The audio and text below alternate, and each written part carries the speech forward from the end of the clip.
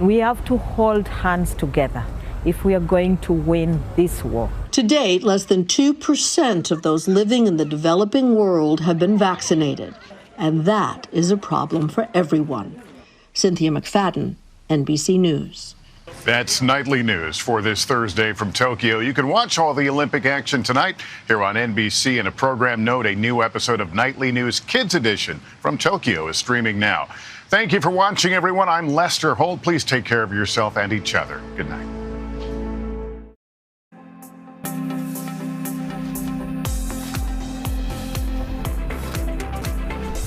Good Friday morning. I'm Joe Fryer. And I'm Savannah Sellers. Right now on Morning News Now, losing ground, shocking new COVID numbers this morning as the U.S. reports over 100,000 cases in a day. And Moderna now joins Pfizer in recommending a booster shot by winter to head off the Delta variant seasonal spread. We'll take you to a hospital in one Texas county where the situation is critical. The clock is ticking. New York Governor Andrew Cuomo facing a new deadline amid mounting calls to resign this morning following allegations of sexual harassment.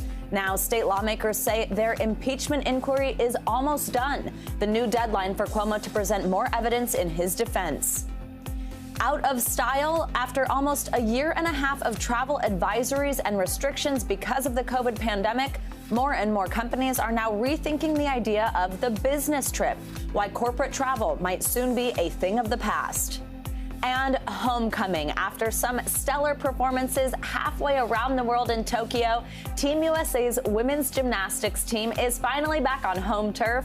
We'll bring you my interview with some of the superstars as they settled into some well-deserved vacation time. Now, today, that interview was yesterday. Today, they actually are home, which has been very cute to see them seeing their families. Good to see their families and their supporters in person. It must have been surreal to see them in person after seeing them on TV all this time. And I felt, so large. I'm like towering over them. I'm like, oh my gosh, but they were incredible. It was so cool to see them in person. And we'll bring you that interview in just a little bit. We're going to start though this morning with the growing number of COVID cases. Now, another vaccine maker is calling for boosters as they're increasingly alarmed by the aggressive Delta variant. Now, the head of Moderna says he believes booster shots will soon become necessary as protection from vaccines decreases. This echoes the same conclusion reached by Pfizer earlier this summer. We have a doctor ready to break down what this means for the more than 165 million Americans who are already fully vaccinated. But we want to begin with the growing number of cases and hospitalizations nationwide. More than 137,000 Americans tested positive for COVID in the past day. The head of the CDC says nearly a third of the new cases in the past week are coming from just two states, Florida and Texas. NBC News correspondent Morgan Chesky joins us now from one of those states. He's in Dallas, where officials have raised the county's COVID threat to red. That's the highest on their scale. So, Morgan, tell us, what does this red level mean? What are hospitals there seeing right now? Hospitals are seeing even worse conditions than they saw this time last year, and that's what's so frustrating for so many of the healthcare workers here all across the state of Texas. We do know that they've implemented some COVID protocols. They're now turning whole floors into COVID wards like we saw last year. And we are here at a drive-through testing site that if we were to go back 1 month ago, they would have just a few cars coming through each and every day. Today, they anticipate more than 100, if not 200. And that is part of the problem here as we see how fast this Delta variant is spreading the virus. I want you to hear how one doctor here in Dallas described this ongoing situation. Take a listen. I would call it our fourth surge. We're having a big increase in hospitalizations every day. My expectation is going to get worse before it gets better. Our vaccination rate is just simply too low. And since June 30th, Texas has seen a 321% increase in the number of COVID cases. And unfortunately, those numbers look to only go higher.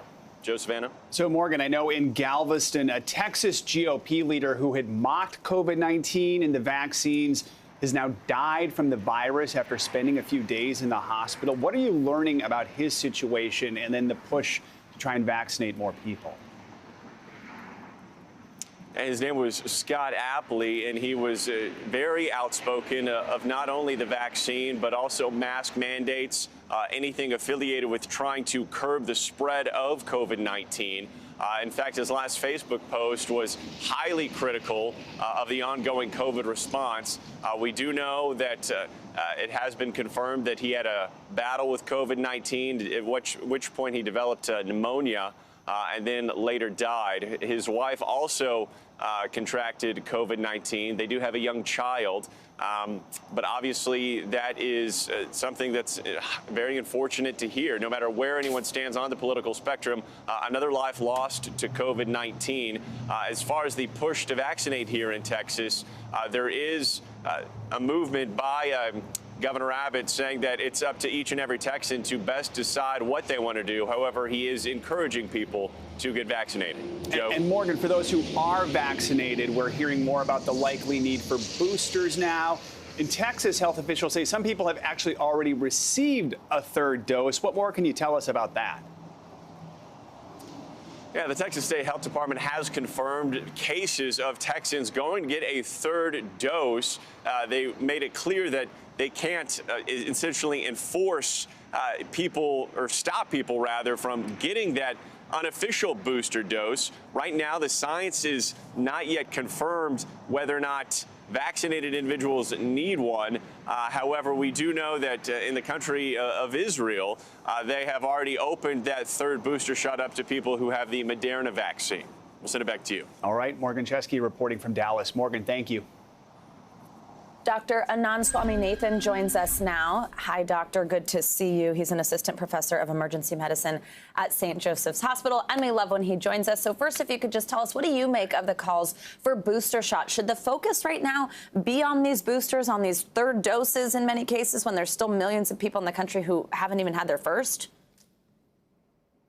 I don't think the science is there for boosters yet. And I think for universal boosters, we're nowhere near that mark yet.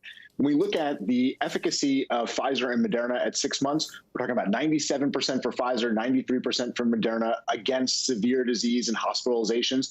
That's still pretty robust protection, and we should be happy about that. I think universal boosters is not the way to be going right now, because we should be focused, in the United States, on vaccinating everybody who's not vaccinated yet, and then also globally on getting this vaccine out, because that's how we can really stop variants from being created and then spreading to other places. As far as boosters, I think there are probably some groups where boosters can be helpful. Those with severe immunocompromise, like patients with solid organ transplants, nursing home patients, the very elderly and frail. These are groups that probably will need a booster very soon. And I think that's where we should be focused. But universal boosters are not necessary at this time. So let's listen to what Moderna's CEO said about boosters coming this winter when it comes to the Delta variant. Delta is a very different virus than the virus we had initially designed in all of our vaccines. And so it's important to think about boosting. If you give a third dose of the same vaccine that is currently used in the US, you actually see a very important increase in geometric mean titer, the quantity of antibody. So, doctor, my question here is on these variants. So we know there are other variants out there. There were others before Delta. There will be others after Delta. So is there a chance we could need a booster every time a new variant comes along? Again, the science really isn't there yet for us to know about that yet. We're not sure is really the answer. We may need a booster. This may be like a yearly flu shot. This also could be similar to what we see with hepatitis B or MMR, where you get a series of 3 vaccines and then you're done, and that's all you need. And the science might end up somewhere in between. We just don't know yet. We have to keep looking at this. And remember that antibodies isn't all of the immune system. There are other pieces that go into play in creating immunity. And so waning antibodies doesn't mean that we are now susceptible. Now, doctor, let's talk about children. Of course, many are getting ready to go to school, if not already returning to school. If they're under 12, then they haven't been eligible for the vaccine. So how different is the Delta variant when it comes to kids? We know that we've learned so much in the last few months and weeks about this variant, hospitalizing more people, and a lot of them are younger than we saw when COVID was bad last year. So what should parents know about kids, the Delta variant, them being unvaccinated, and them heading back into a classroom? We are clearly seeing spikes amongst kids, both the kids that can't get vaccinated, as well as that 12 to 17 group that can get vaccinated, but they're not getting vaccinated. So we're clearly seeing those spikes. If we look in New Orleans, they're telling us that 50% of the kids that are being hospitalized were previously healthy. 50% of kids being hospitalized need oxygen or an ICU bed.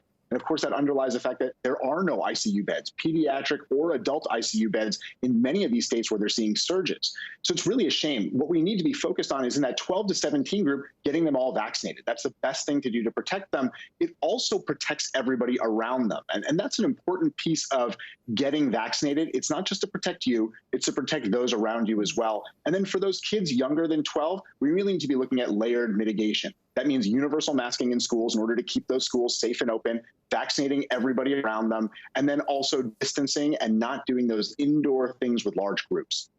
All right, Dr. Anand Swaminathan, lots of good advice there as kids head back to school. Thank you so much. Good to see you. The clock is ticking this morning for New York Governor Andrew Cuomo. He's now facing a new deadline following that damning report by the state's attorney general accusing him of sexually harassing nearly a dozen women. State lawmakers have given Governor Cuomo until August 13th, that's next Friday, to provide any final evidence in his defense as they wrap up their impeachment probe. This comes as calls grow louder for the governor to resign.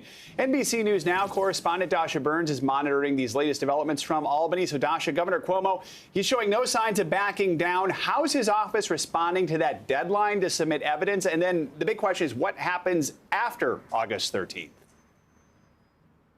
Right, Joe, good morning. The governor's team is responding to that request for evidence, putting out a statement yesterday saying that the governor is grateful for the opportunity and that we will be cooperating. And Joe, what this does is it gives us a little bit of a sense of the timeline here. The Judiciary Committee will be meeting on Monday morning to discuss the next steps.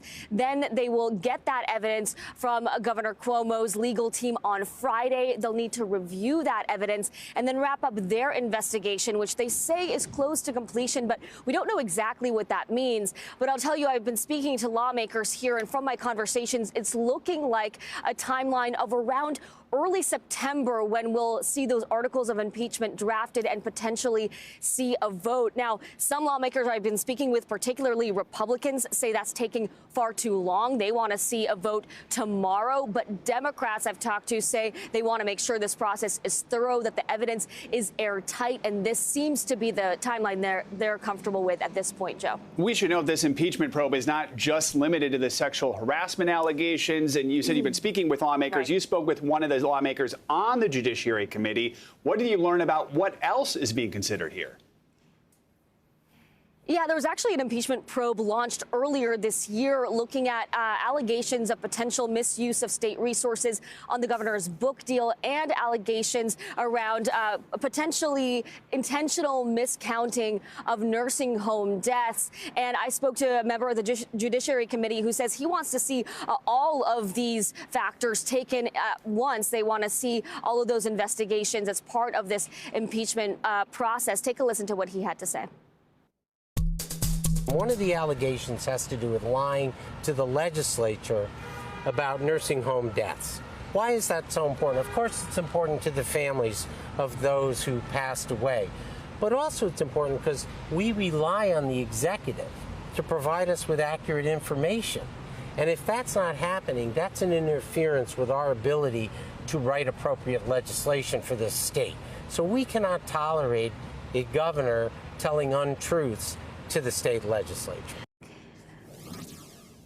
But, Joe, there is some debate among lawmakers about this. Some say that they should put some of those other investigations to the side for the moment and just focus on what came out of that explosive report from the Attorney General around sexual harassment. So we'll see as the Judiciary Committee meets and decides on next steps how that's all going to shake out, Joe. And Dasha, in the wake of everything that's happened this week, it appears Governor Cuomo is continuing to lose key supporters, and not just that long list of elected officials we've seen. Tell us about who else is joining the calls for him to step down. Yeah, as we've been saying, that island he's on is shrinking by the minute here. The chairman of the Democratic National Committee and the head of a powerful healthcare union both calling on him to resign. And, Joe, I'll tell you, yesterday I spoke to multiple assembly members here at the Capitol, both Democrat and Republican, and all of them told me at this point they do not know a single one of their peers that is against impeachment, which they all say is pretty extraordinary to see the consensus there, Joe. Absolutely. All right, Dasha, appreciate your reporting. Thanks so much. Several counties in California are under a state of emergency this morning as raging wildfires tear through the state. One of the most devastating, the Dixie wildfire, pretty much wiped out the entire historical town of Greenville. It's one of the largest wildfires in the state's history. Right now, it's only 35% contained and threatening other nearby towns. And in nearby Nevada and Placer counties, local sheriffs are warning residents they are in imminent danger from the river wildfire. Nearly 7,000 people are currently under evacuation orders. Let's get a check on your morning news now weather with Janessa Webb. Hi, Janessa. Happy Friday. Happy Friday. You know, those images, they're just tough to see as that fire continues to spread. It's starting to make its way north and east, so out of California. And the reason for that, our temperatures are cooling off. And that is wonderful news, but there's just little to no precipitation, and that's not going to help the wildfires. Now you can see the spread of red flag warnings. They have stretched now into the plains. It's just a minimal area, and they will start to deteriorate as we go into the weekend. The problem is this plume of smoke that continues to impact the Pacific Northwest, and then it will transition into the Midwest as we go into the rest of the weekend. Saturday and Sunday, big time smoke going to be filtering in across the Minneapolis area to Chicago. So we're going to be watching that poor air quality across that area. What will help is we do have a cold front that's going to make its way through, and it will spark up some severe weather. So the rain will be in place and hopefully get that air quality up as we go into next week. We're going to watch the damaging wind gusts and a little bit of hail this afternoon, but wet conditions makes its way across the Midwest as we go into your Friday afternoon. But you know what's important? The big scope of things, the weekend forecast. That's what everybody's looking for. I'll have that forecast coming up. All right, looking forward to it. We love the tease. See you in a bit. Coming up, Team USA strikes gold one more time, this time in beach volleyball. As the women's basketball team dunks on Serbia to advance to the gold medal match. More from Tokyo next.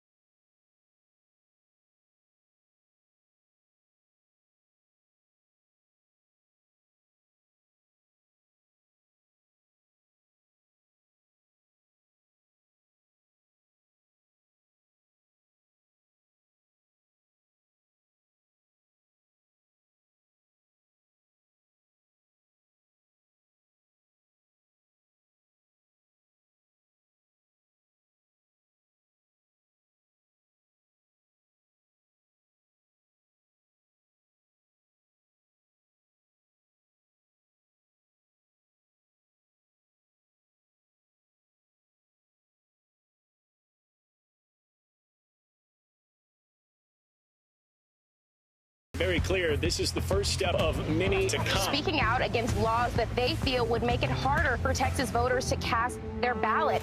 The issue here is not that vaccines aren't available. They say the issue is that people are choosing not to get vaccinated. We have a team of correspondents covering this breaking story for us today. This is NBC News Now, streaming free 24/7. Let's go.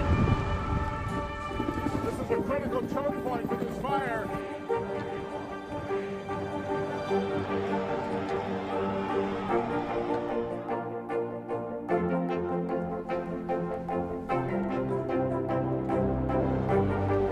Unnecessary, unjustifiable, illegal. from New Orleans, late military operation, witnessing the massive crowds at Larry Boat. Nice to really spend some time with you. Appreciate it.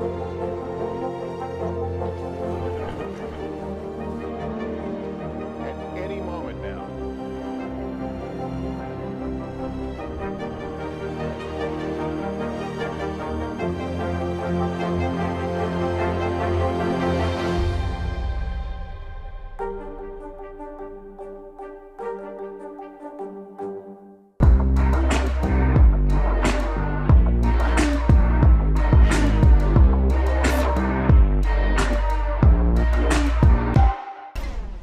Greece is racing to protect some of the world's most iconic cultural sites as wildfires spread dangerously close to Athens. Officials issued an extreme fire warning for half the country earlier today. It's been 4 days since the fires began, and they show no signs of slowing down. Several villages have already been evacuated just north of Athens. The Prime Minister of Greece warned the reality of climate change is here. NBC News foreign correspondent Molly Hunter joins us now from about 45 minutes outside of Athens. Molly, the situation there sounds bad. It looks bad and smoky behind you. Tell us what we know about how these fires got started and any chance that there's relief in sight. Hey, Savannah, Joe, good morning. And those villages that have been evacuated, this is one of them, Krioneri. It's about 45 minutes, as you mentioned, Savannah, outside of Athens. And yet there are still villagers here. It's a village of about 10,000 people actually on the top of a hill. And everyone who stayed hid from authorities last night so that they could fight the fires and protect their homes. There's a monastery just over to my right. 2 priests stayed behind and have been fighting the fires this morning with hoses. And I just want to show you that charred hillside has just burned in the last hour. We have been here. We watched the flames rip down the hillside, and yet they have not come towards this road where there are more houses right now. That little pink house down there, there were 3-4 guys right there trying to protect that house. No fire department at all. And we finally saw about 10 minutes ago 2 choppers come by and dump water. Savannah, Joe? So, Molly, I mean, it's not just Greece that's facing a wildfire threat. Other European countries are as well. How are those other countries responding? That's right. The lower Mediterranean, where I am, where Turkey is, they are seeing the biggest heat wave they've seen in the last 3 decades. Greece hit a high of 117 degrees Fahrenheit earlier this week. Turkey is seeing temperatures like that as well. And Turkey's fires have been going for a little while longer. The EU is sending firefighting resources even to non-EU states like Albania. And I want to show you, look, here you see a huge truck with water. The EU is sending firefighters, they're sending water, they're sending choppers. This, though, is not from the EU. This is not from the Greek authorities. This is just volunteers. Guys? And Greece has been open to visitors since June of last year, one of the first places to allow visitors to come in. But these fires are actually threatening some of the biggest attractions in the country. So what's being done to make sure that tourists there are safe? That's right. And when I flew in 2 days ago, a lot of Americans coming in. I landed from Lebanon right next to a big flight from JFK. So there are a lot of American tourists taking advantage of that. The Acropolis in Athens was closed. That was because of heat. But also, of course, these fires are because of heat. They are protecting these big tourist sites. One of the biggest fires, guys, a couple hours from Athens, about 6 hours from Athens, is Olympias, is, of course, the site of the first Olympics. And there are fires raging around that. And Greek authorities are certainly doing everything they can to keep tourists away and to keep these sites safe. Guys? All right, Molly Hunter, you stay safe also. Thank you so much for your reporting. Heading into the final weekend of the Olympics, Team USA keeps racking up the medals in beach volleyball. The A team of April Ross and Alex Kleinman swept aside Australia to take gold, while another American pole vaulted glory in her first Olympic Games. On the court, the U.S. women's basketball team advanced to the gold medal game after handily defeating Serbia. That team is no stranger to the gold medal round. NBC News senior national correspondent Tom Yamas joins us now from Tokyo with all these exciting highlights. Hi, Tom. Good morning. Hey, Savannah, good morning to you. Some big races happening just behind us here, track and field. And I was actually just looking over here. We have a javelin event going on right now. Guys, remember the name Katie Najat. She is an American pole vaulter who failed on her first 2 attempts, and then on her last attempt, she soared over that bar right to the top of the medal stand. An incredible story, as you're about to see. And you guys mentioned it. How about our women's beach volleyball team? What a finish. It's into the net. That is it. Overnight, volleyball's A-team showing the world why they're queens of the beach. Americans April Ross and Alex Kleinman winning gold, sweeping Australia. The A-team with an A-plus performance. With their families cheering back home, Ross and Kleinman doing it all. April Ross. Acer! Playing through sweltering conditions, Ross snagging her third career medal and first gold, while Kleinman's Olympic debut ends with the top prize. Ross and Kleinman say their gold medal match was by far the hottest. The sun was beating down on them and the sand was like fire. At one point they checked and the thermometer showed it was well past 120 degrees. But in the end, there was no stopping this dynamic duo. It's a big weekend on the court for USA basketball. The women's team back in the gold medal game after crushing Serbia overnight. Now just one win from their 7th consecutive gold. While the men's squad prepares to face France tonight for their 4th gold in a row. The Bahamian is now in the lead. A sprint to the finish in the men's 400. Stephen Gardner becoming the first man from the Bahamas to win individual Olympic gold on the track. Team USA's Michael Norman devastated after missing out on a medal, unable to finish this post-race interview. You know, you dedicate.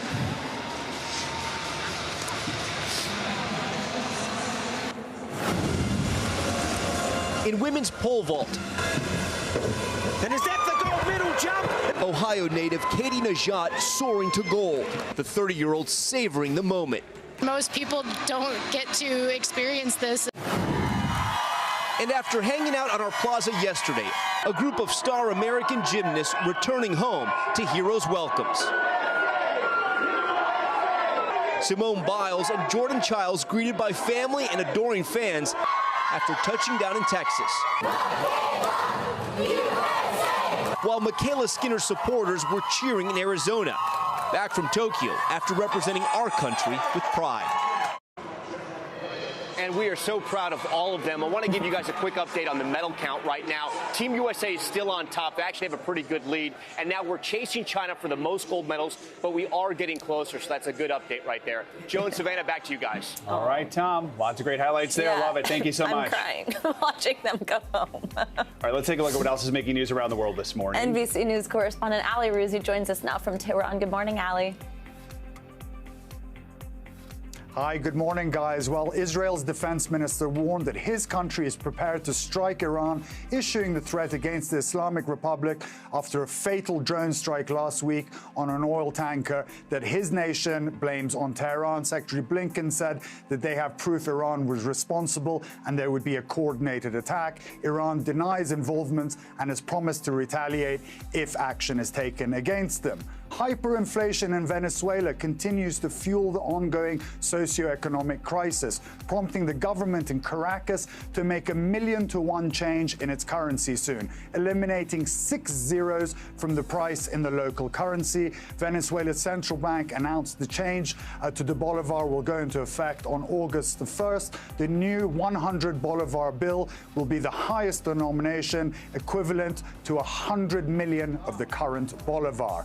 And finally, 6 adorable baby cheetahs born in June at a zoo in Chiba, east of Tokyo, chirp like birds when they're calling for their mother. The cubs are seen frolicking and playing around, but as soon as their mother isn't around, they quickly grow anxious and start chirping till she returns.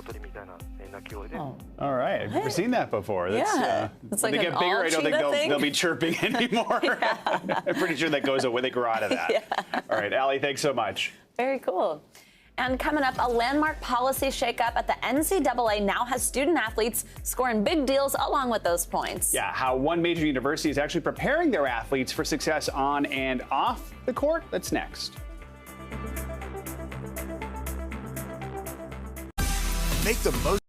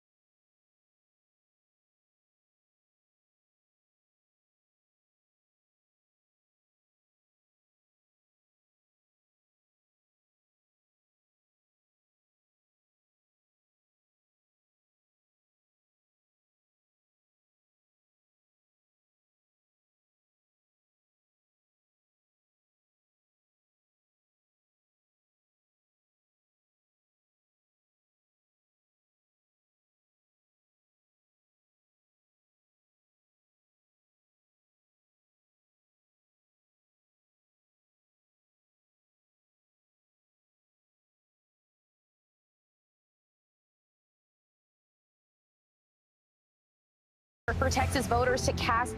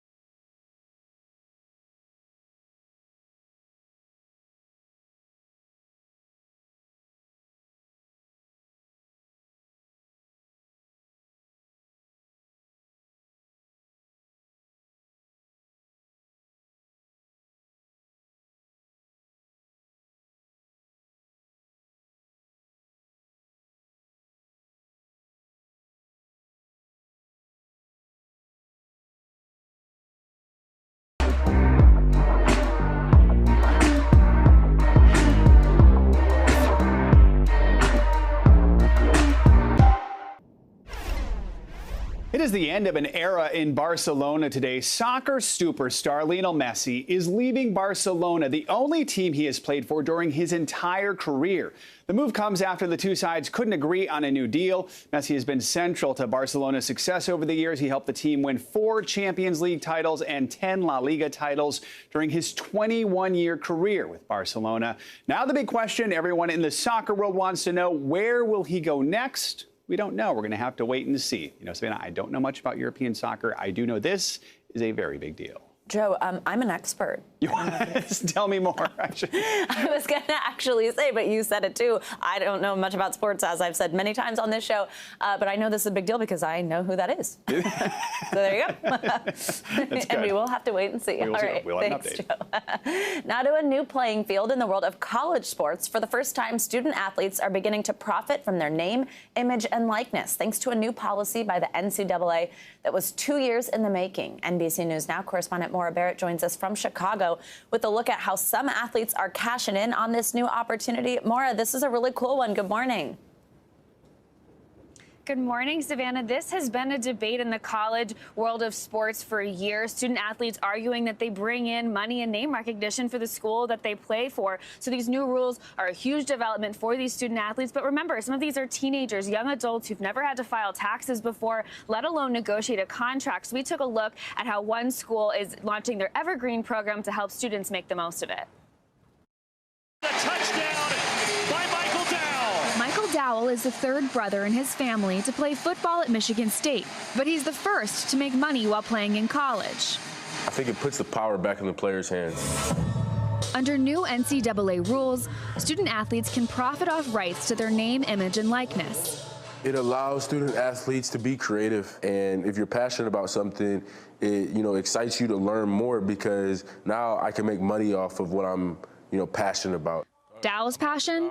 Helping young athletes get opportunities. So he's partnered with Elite Tackling Systems, a company geared towards growing younger players. Nia Clouden, a star basketball player, was surprised the decision was announced and enacted so quickly, but is eager to benefit. For us to be able to profit from it, I feel like, why not? I feel like it's our name. We're entitled to that. This argument long used in the debate over whether student athletes should be compensated for playing at the college level. Some athletes even penalized for accepting gifts. Reggie Bush making history, not of the good kind. First football player ever to return a Heisman Trophy. They ruled Bush and his family had gotten hundreds of thousands of dollars in gifts back when he was a college student. Michigan State head football coach Mel Tucker has watched the change in sentiment since he was a student athlete. I thought, wow, I wish we had that when I was in school. I think they deserve that. You know, they work really hard. They do a great job in the classroom. They are ambassadors for our university.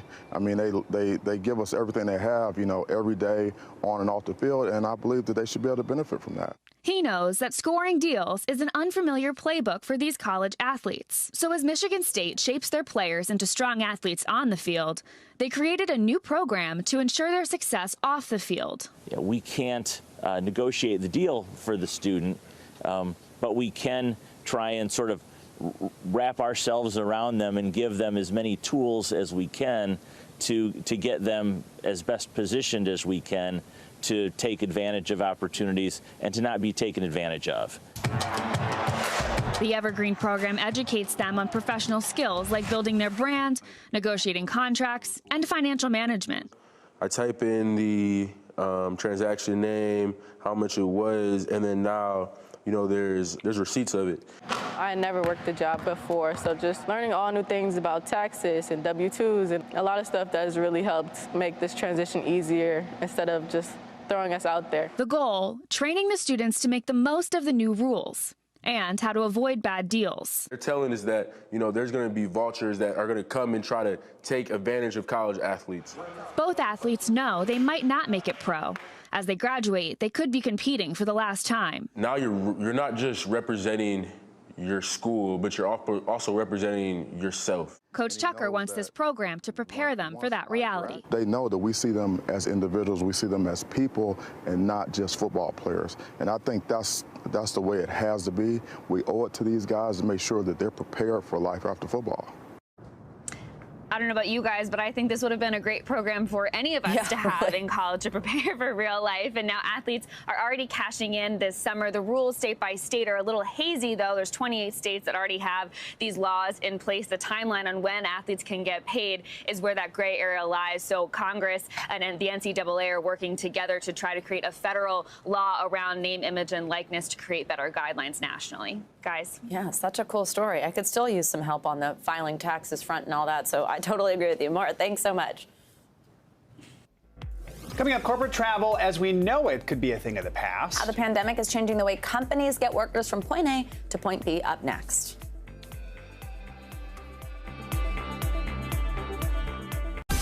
Make the most of your day with Today in 30. We give you a mix of everything you love about our show in a mere 30 minutes. Watch Today in 30 on your schedule, streaming every day on Today All Day.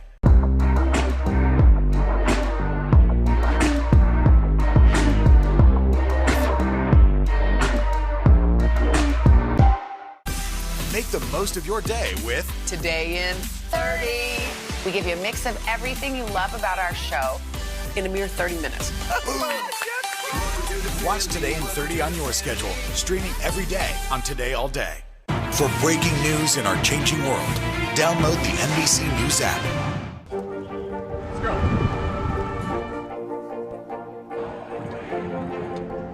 And good evening from New Orleans. There is breaking news. There you go.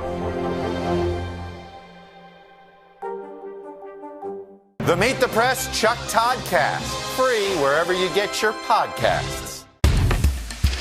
Our world is facing some big challenges. Chuck Todd breaks them down. A deep dive into a new topic. Instead of covering all the big stories, we're going to cover one single subject impacting American politics. Exploring and explaining the critical issues that affect our future. Meet the Press Reports. All episodes of Season 2 are now available on demand on Peacock.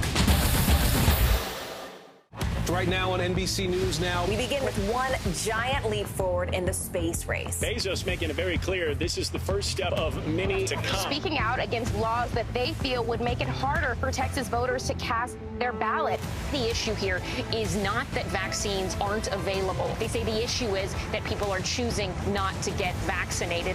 We have a team of correspondents covering this breaking story for us today. This is NBC News Now, streaming free 24/7. Let's go.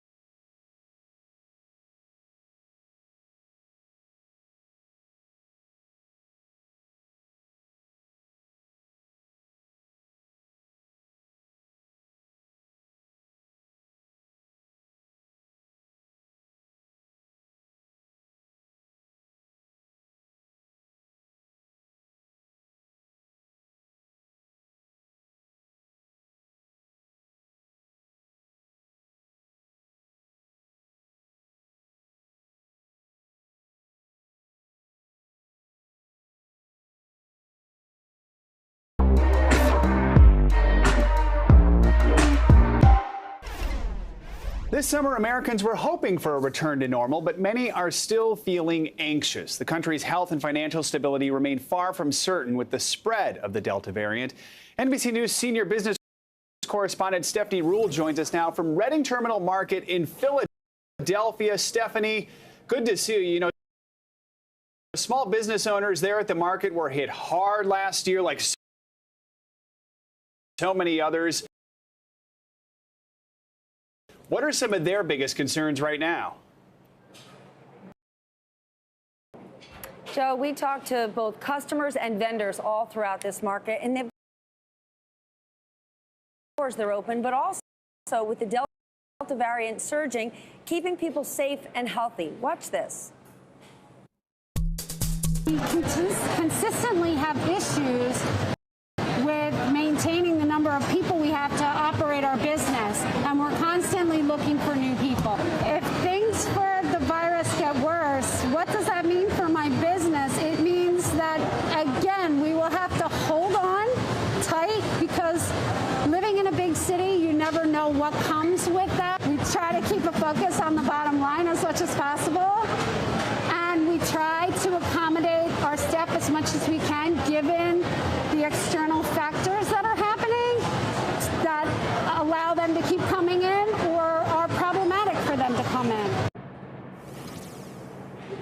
Delta surging is a new problem for these employers. Remember, they were thinking after the summer, when they would lose a lot of younger seasonal workers, more full-time workers would come back as kids went back to school, but that might not be the case.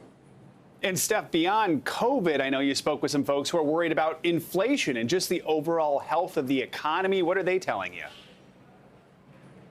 That has been the number one thing I heard from people all across this market. You know, yes, wages are going up, but inflation is going up more and more quickly. And remember, with people going back to work, suddenly gas prices cost more. We're going to be spending money on that commute, on lunch, on coffee, and all of those things are costing more. And even though we are seeing some wages go up, especially for lower wage hourly jobs, many people who've been employed over the last year, they're not seeing raises, but everything they buy costs more. And Stephanie, it's not just about business. I know you've been speaking with parents and teachers about heading back to school. What do they have to say about that? This surge in the Delta variant is not something anyone was planning for. Remember, a year ago, one of the main reasons to keep kids out of school was you didn't want to get your grandparents sick. Now the concern is, could these kids get sick? So parents and teachers are caught between a rock and a hard place. They desperately want to get their kids back in the classroom. Learning loss has been massive. Parents want to get back to work, but